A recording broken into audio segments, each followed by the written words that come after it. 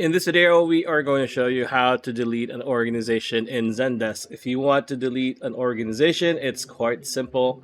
All you need to do is log into your account, and once you're in your dashboard, you want to hover your mouse here on the left-hand side, and at the very bottom, if you hover it, it's going to say organization. So you want to click on organizations like so, and here you want to look at the organizations that you have. Now, if you want to delete one of these, and as you can see, I made a dummy one.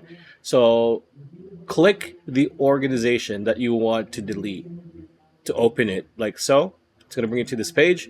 This is going to be the orgs page where you're going to see the tickets, users, and everything related to this org, article-wise, so on and so forth, right? Once you are here, you want to look at your right-hand side. There's going to be a tab here that says Actions. Now you want to click on Actions. This pop-up will appear.